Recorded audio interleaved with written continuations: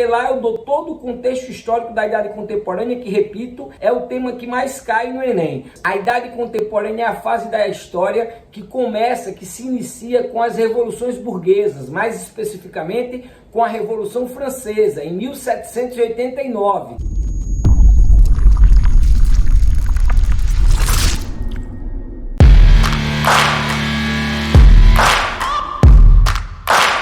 As principais características da Idade Contemporânea são elas. Antes de entrarmos nas principais características, deixa eu dar aqui alguns recadinhos. Primeiro deles, eu tenho uma aula completa no meu canal de YouTube sobre Idade Contemporânea, com todas essas características que eu estou passando aqui, destrinchadas uma a uma, com todos os períodos históricos. Você que pretende fazer o Enem, se assistir essa aula, eu te garanto acertar pelo menos umas 9 questões só de Idade Contemporânea. 90% das questões que caem sobre Idade Contemporânea, se você assistir essa aula, você vai acertar. Por quê? Porque lá eu dou todo o contexto histórico da Idade Contemporânea, que, repito, é o tema que mais cai no Enem. A Idade Contemporânea é a fase da história que começa, que se inicia com as revoluções burguesas, mais especificamente com a Revolução Francesa, em 1789. Ali tem início a Idade Contemporânea. E vai até quando, Hugo? Vai até os dias atuais. Hoje, enquanto você está assistindo esse vídeo, nós estamos na Idade Contemporânea, a não ser que aconteceu algum fato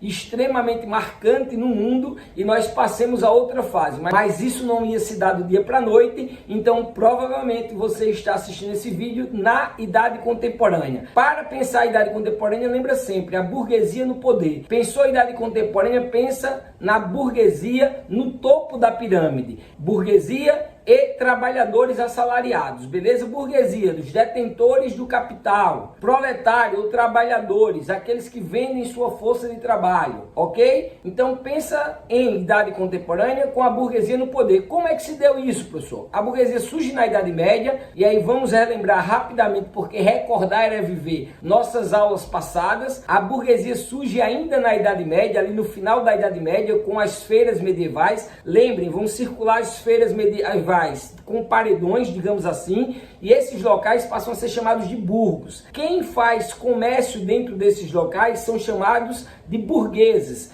Está surgindo aí uma nova classe social. Essa classe social tem ascensão durante a Idade Moderna, porque ela acumula capital e no final da Idade Moderna ela toma o poder. Então a história do mundo, sobretudo da Idade Média para cá, é quase que a história da burguesia chegando ao poder. Professor, a burguesia está no poder? Tá. Através do processo de revoluções burguesas. Tem um vídeo nosso no YouTube, basta você assistir que você vai entender as revoluções burguesas. São elas Revolução Inglesa e Revolução Francesa. Eu coloco outras duas, Revolução Industrial, porque sem Revolução Industrial não teríamos Revolução Inglesa, e Revolução Norte-Americana, que marca o fim do sistema colonial, ou pelo menos o início do fim, que é quando os Estados Unidos proclamam sua independência, se livrando da sua metrópole, a Inglaterra. Beleza? Então, nesse processo de revoluções, a burguesia ascendeu ao poder. Quem é que estava no poder na Idade Moderna? Os reis absolutistas. Lembrem-se das aulas passadas. Quem é que estava no poder na Idade Média? A Igreja Católica.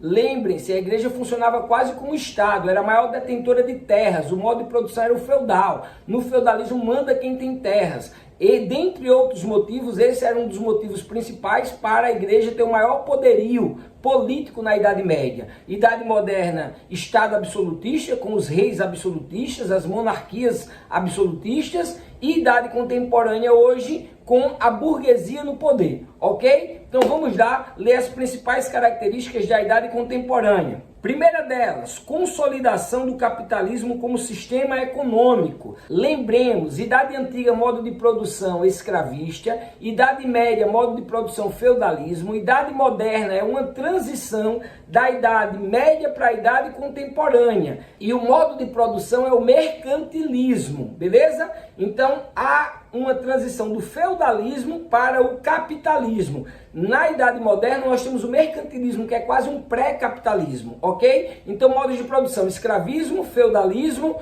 mercantilismo e na Idade Contemporânea se estabelece o capitalismo. E a resposta ao capitalismo será o socialismo. Então esses são os principais modos de produção e na Idade Contemporânea o principal deles é o modo de produção capitalista, onde a burguesia tem o poder político e manda quem tem o capital. No feudalismo mandava quem tinha terras. Se na Idade Moderna mandava quem tinha ouro, sobretudo, no metalismo do mercantilismo, na Idade Contemporânea manda quem tem o capital. No início ali da contemporaneidade, a gente podia dizer assim também, que manda os donos da máquina, aqueles que são os detentores das máquinas, do capital e das máquinas, ali na Revolução Industrial. Mas hoje o capitalismo é bem diferente, bem mais complexo, então vamos estabelecer que no capitalismo manda quem tem o capital. Quem tem o capital? A burguesia, beleza? Então sigamos. Desenvolvimento industrial marcou a Idade Contemporânea. Já no final da Idade Moderna nós temos a Revolução Industrial e essa revolução impulsiona o desenvolvimento industrial, então essa é uma marca da Idade Contemporânea. Ascensão política e econômica da burguesia industrial, por isso que eu falei que no capitalismo manda quem tem o capital ou os donos da máquina. E quem são os outros, professor? Os outros na pirâmide são os trabalhadores, aqueles que vendem a sua força de trabalho. Eu, por exemplo, vendo a minha força de trabalho, vendo as minhas aulas, vendo o que eu tenho a oferecer à sociedade, que é a minha força de trabalho, que são as minhas aulas, a minha voz, o meu conhecimento. Na Revolução Industrial, ali no final da Idade Moderna, era mais simples de entender porque só tinha o dono da máquina, o dono do capital e quem trabalhava nas máquinas e vendia a sua força de trabalho. Hoje o capitalismo, repito, é mais complexo. Você tem, por exemplo, os bombeiros, os garis, os próprios professores que não trabalham diretamente no sistema fabril e ainda assim são proletários, são trabalhadores, vendem a sua força de trabalho, beleza? Então, lembra sempre na Idade Contemporânea da ascensão da burguesia, ok? Revoluções socialistas, falei para vocês, tivemos as revoluções burguesas influenciadas pelas ideias iluministas. O que foi as ideias iluministas? Houve uma crise na Idade Moderna, os iluministas pensaram o mundo, pensaram as saídas para essa crise e essas ideias que os iluministas pensaram desenvolveram ou impulsionaram as revoluções burguesas. A burguesia toma o poder através dos ideais iluministas. A lembrá-los, fraternidade, igualdade e liberdade. Beleza? Essa era a bandeira, assim por dizer, do movimento iluminista. Liberdade, igualdade e fraternidade, ok? Então, a burguesia toma o poder e assume o poder estruturando o capitalismo, com o progresso industrial. Mas o que é que acontece? Acontece uma manutenção das desigualdades sociais. As mesmas desigualdades sociais que haviam na Idade Média, Moderna e lá na Antiga também, na Idade Contemporânea continuam. Então surge um novo modelo político-econômico que visa derrotar o capitalismo. E esse modelo é o socialismo. Ele é marcado pelas revoluções do século XX, as revoluções socialistas. Você que é do Enem, se liga, viu que vai fazer o Enem?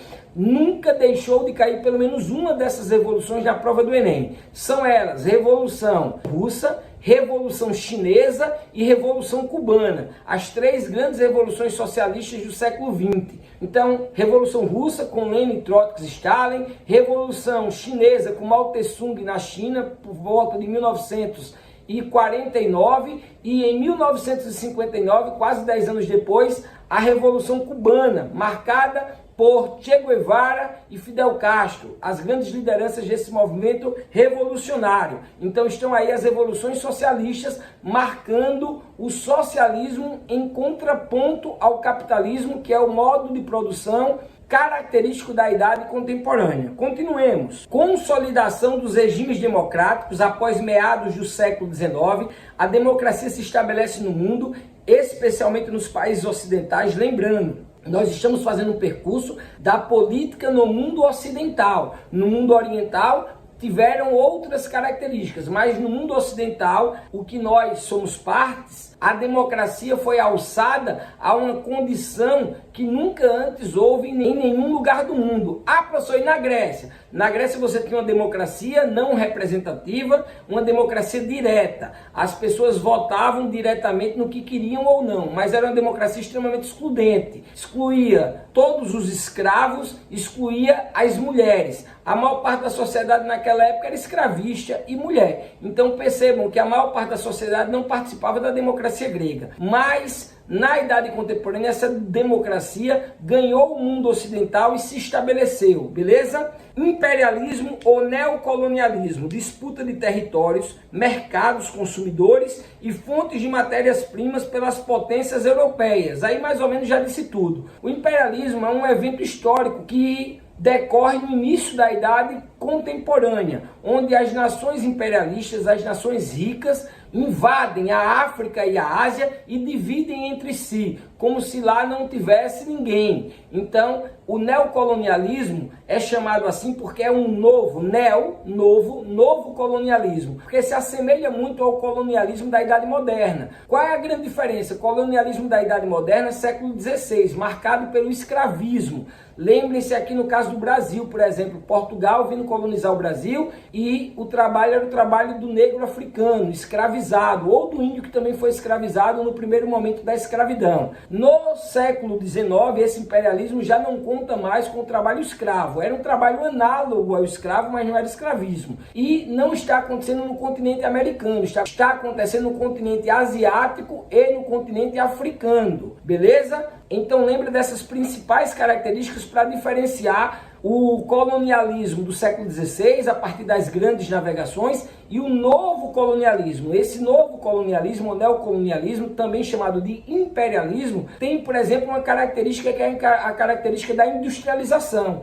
O mundo já está industrializado, falamos disso anteriormente. E esse mundo industrializado requer matérias-primas e mão de obra barata de trabalho. Matérias-primas são abundantes ou eram abundantes no continente africano e no continente asiático, e lá tinha mão de obra barata. Então eles foram lá e invadiram. A palavra é essa. Não dá para falar muito sobre, mas se você quiser, tem uma aula só sobre imperialismo e suas consequências e seus impactos lá no nosso canal do YouTube, vale a pena conferir, beleza? Vamos continuar com a nossa aula sobre as principais características. Dentre elas, desapontamento no século XX dos Estados Unidos como grande potência mundial. Vale a pena você que é do Enem responder a seguinte pergunta: como os Estados Unidos passaram a ser a maior potência do mundo? Era até então, na Idade Moderna, uma colônia.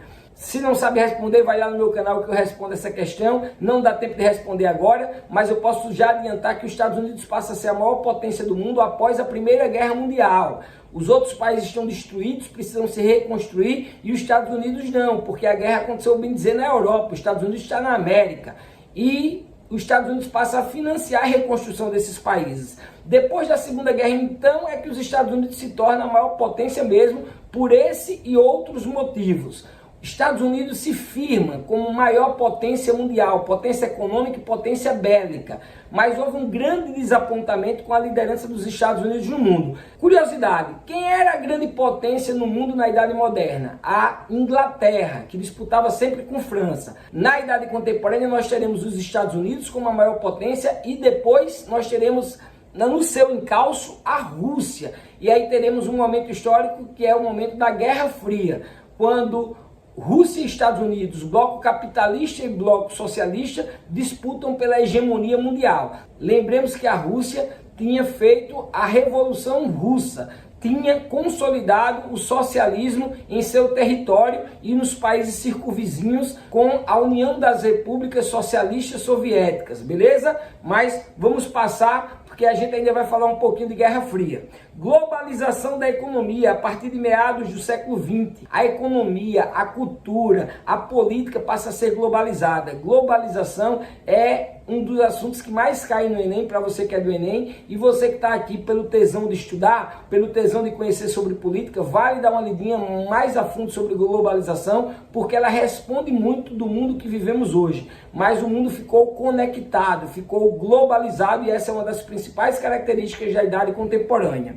Amplo desenvolvimento tecnológico, principalmente a partir de meados do século XX. Houve, como eu já falei, um progresso industrial e um progresso certamente tecnológico. Basta vermos como nós estudamos hoje ou como estamos nos comunicando. Provavelmente você deve estar com celular ou com notebook ou com computador aí na mão assistindo essa aula. Isso é parte desse desenvolvimento tecnológico. ok? Então vejamos agora os principais eventos históricos na contemporaneidade. Aqui sim, eu adoro essa aula.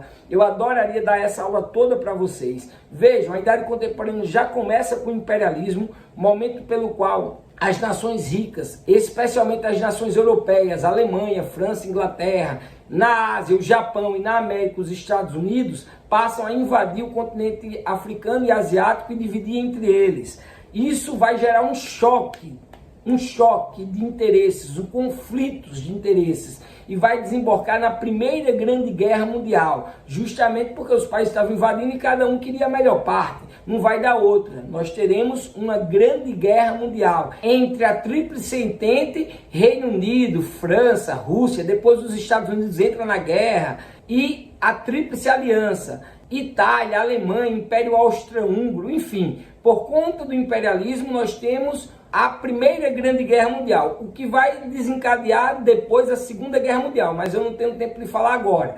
Vamos para o Entre Guerras. O que foi o Entre Guerras? Entre a Primeira e a Segunda Guerra Mundial, a Primeira Guerra Mundial vai de 1914 a 1918 e a Segunda vai de 1939 a 1945. Nesse período que nós tivemos entre o fim da Primeira Guerra e o início da Segunda, a gente chama Entre Guerras, e teve dois eventos históricos extremamente importantes aí. A ascensão dos regimes totalitários, com o nazismo na Alemanha, o fascismo na Itália, o salazarismo e o franquismo em Portugal e Espanha, e nós tivemos a maior crise que o mundo viu, a maior crise econômica que o mundo viu até então, a crise de 1929, com a quebra da Bolsa de Valores de Nova York, e como os Estados Unidos era a maior potência econômica do mundo e quebrou, quebra o mundo todo. Diversos países também entram em crise, inclusive o Brasil, que produzia café e na crise teve dificuldade de vender o seu café, o que possibilitou, por exemplo, aqui é uma aula multidisciplinar. Aqui, por exemplo, você vai aprender que por conta dessa crise, Vargas consegue dar um golpe e tomar o poder, acabando com o período da República Velha no Brasil, já que as elites brasileiras estavam quebradas economicamente por conta das crises da Primeira Guerra Mundial, os países europeus compravam menos café, e da crise econômica de 1929. Só essa dicasinha, porque eu não ficou coçando aqui na língua, eu tenho que dar essa dica, porque o Vargas é o cara que mais cai no Enem, nunca deixa de cair no Enem, e eu estou mostrando como é que ele sobe ao poder. Mas volta para a história do mundo. O Entre Guerras, a ascensão dos regimes totalitários, em especial o nazifascismo, e a crise de 1929. O que é que isso vai desencadear? A Segunda Grande Guerra Mundial. Por conta do revanchismo da Alemanha, que perdeu a Primeira Guerra, mas sobretudo por conta do expansionismo dos regimes totalitários. O Hitler vai começar a expandir, vai invadir a Polônia, depois vai invadir a França, e aí nós teremos a Segunda Guerra Mundial, o maior conflito bélico que o mundo já viu. Esperamos nunca mais vivermos episódio similar. Segunda Guerra Mundial entre os aliados e o eixo. Aliados, França, Inglaterra, Estados Unidos e Rússia, especialmente, e o eixo Tóquio, Berlim, Roma, Alemanha, Itália e Japão. Então veja, foi uma guerra de proporções gigantescas e que impactam no mundo até hoje. Passada essa Segunda Guerra Mundial, os vitoriosos vão se dividir e vão disputar o poder. Professor, quais foram os vitoriosos? Ora, a Rússia e os Estados Unidos entraram na guerra depois, junto com França, Inglaterra e os aliados que também faziam parte. O Brasil, por exemplo, fez parte da guerra junto com os aliados, Brasil e outros países, mas esses são os principais.